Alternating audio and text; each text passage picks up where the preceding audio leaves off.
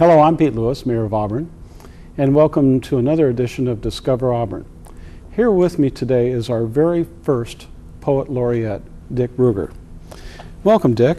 I'm very happy to be here with you, Mayor. Well, it's always a pleasure for you and I to get together. You know, what's it like being the first Poet Laureate of the city? A little weird. I didn't know how to act, but I'm acting just like I always do, and it seems to work. You know, throughout history, I think that's been the role of poets.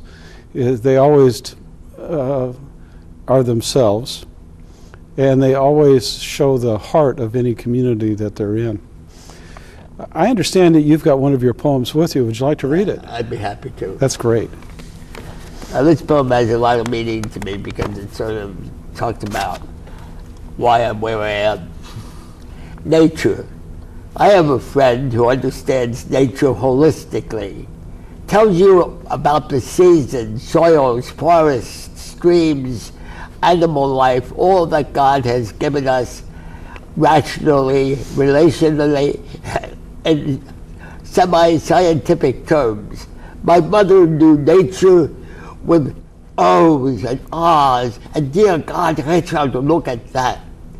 Don't tell me the name of that hybrid or flower, the composition of the rock, the whys and wherefores of tides, the cause of monumental landslides.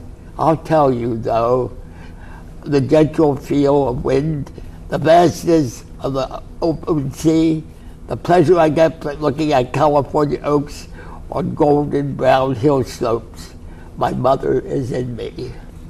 That's very good. Thank you. You know, some of your works are already permanently displayed in Auburn, just like the one at Les Grove Community Park, what we're starting to call the campus, where it's inscribed in concrete for all to see. Yeah, that makes me feel wonderful. It really is a pleasure. So we talked about this before, but let's talk a little bit about the connection between arts and a community. What does that mean to you? Well, I think arts speak emotionally to the community in a way that other things cannot do.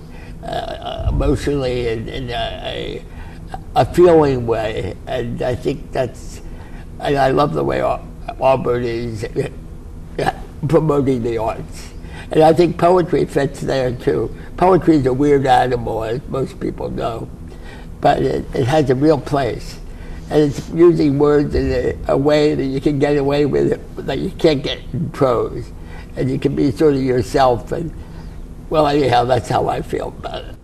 And it really has been something that's gone through our community from its earliest roots, where we've had artists and poets that have been a part of our city.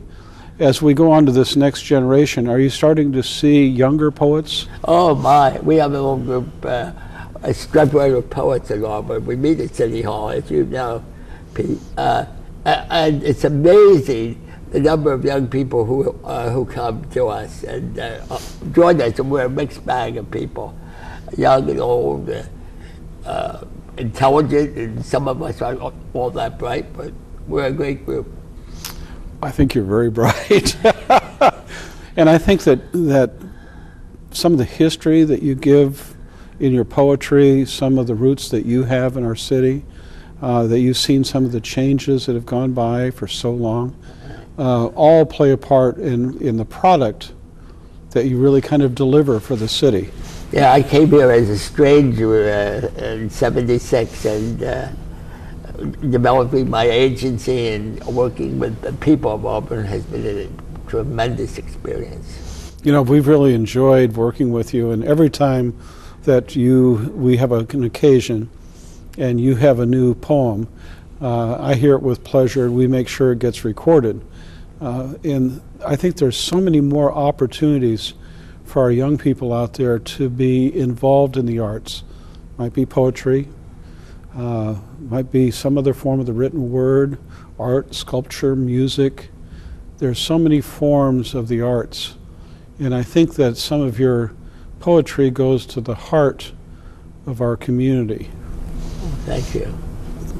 Well, it's been a pleasure having you here. Well, thanks. It is a pleasure being here, Pete. deeply appreciate it. And you're certainly welcome. Well, thank you for joining us in another edition of Discover Auburn. If there's something that you'd like to hear about or see, please do contact us. Have a good day.